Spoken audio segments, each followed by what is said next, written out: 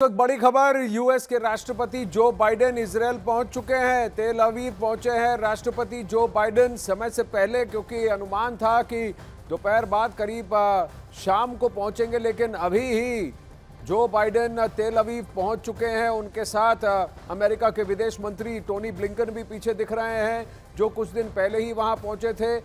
अब वहां इजरायल के कई सारे मंत्री वहां पहुंचे हैं। जो बाइडेन इनमें से कई सारे नेताओं से परिचित भी हैं, क्योंकि बतौर उपराष्ट्रपति भी वो इससे पहले जब बराक ओबामा राष्ट्रपति थे तो बतौर उपराष्ट्रपति भी वो इजरायल का दौरा कर चुके हैं। इनमें से कई सारे इजरायली नेताओं को अलग अलग समय पर जो बाइडेन इनके साथ बातचीत कर चुके हैं, विमर्श कर चुके हैं।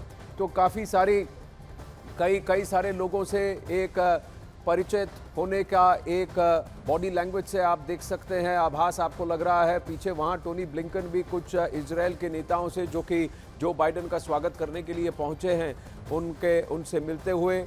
अब ये इजरायल की सेना और इजरायली डिफेंस फोर्सेस के अलग अलग सीनियर ऑफिसर्स जो यूनिफॉर्म में आपको दिख रहे हैं, अमेरिकी राष्ट्रपति के साथ साथ करीब बताया जा रहा है कि हाई सिक्योरिटी में पहुंचे हैं। 2000 सील्स भी वहां तैनात हैं और अमेरिका की डिफेंस कैरियर भी उसी जगह गल्फ एरिया में तैनात है और कवर फायर देने के लिए। हाई सिक्योरिटी के माहौल में जब इजरायल ने पूरी तरह से हमास के खिलाफ हल्ला बोल किया हुआ है, युद्ध के 12वें दिन इजरायल बनाम हमास के इस 12वें दिन जहां गाजा पट्टी पर दमादम बम गिरे जा रहे हैं और तेल अवीव पर भी सायरन बज रहे हैं और हमास की तरफ से भी ताबड़तोड़ रॉकेट छोड़े जा रहे हैं। ये है एयरफोर्स 1 की लैंडिंग और उसके साथ साथ अब इजरायली डिफेंस फोर्सेस के कई सारे सीनियर अफसरान वहां पहुंचे हैं, जो कि जो बाइडेन का स्वागत कर रहे हैं। उनसे बातचीत चल रही है। क्या होगा जो बाइडेन का रुख, क्या होगा अमेरिका का रुख, क्योंकि अमेरिका और इजरायल की मैत्री बहुत अहम रही है। इजरायल ने कई बार अमेरिका का इस इलाके में साथ दिया है। अब इजरायल की बारी है, जो अमेरिका से मदद की उम्मीद रखता है और अमेरिका ने ये वादा किया है कि इजरायल को जो ज़रूरत होगी अपनी संप्रभुता को बचाए रखने के लिए, वो पूरी मदद पुरजोर अमेरिका करेगा। वहीं अमेरिका ने पैलेस्टीन की भी वकालत की। लड़ाई हमास से है, ये पूरी तरह से दोनों तरफ से साफ करने की और हर देश ने साफ करने की कोशिश की है कि किसी भी टेरर आउटफिट के खिलाफ जंग छेड़ना किसी दूसरे देश के खिलाफ जंग छेड़ने के बराबर नहीं किया जा सकता। अमेरिका पहले ही हमास को एक आतंकवादी संगठन घोषित कर चुका है।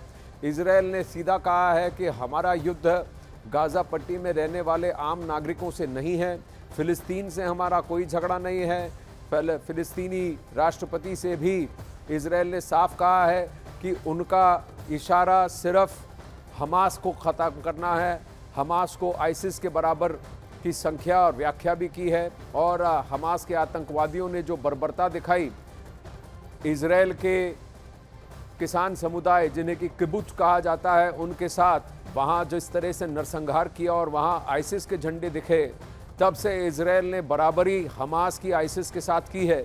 और आइसिस के खिलाफ अगर जंग और आइसिस रूपी किसी आतंकी संगठन के खिलाफ जंग को किसी दूसरे देश के खिलाफ जंग नहीं कहा जा सकता, ऐसा इजरायल का कहना है। अमेरिका ने भी साफ कहा है कि अगर जंग हमास के खिलाफ है तो हम आपके साथ हैं। हमास ने आप पर रॉकेट छोड़े, आप हमास को समाप्त करना चाहते हैं, आप कीजिए।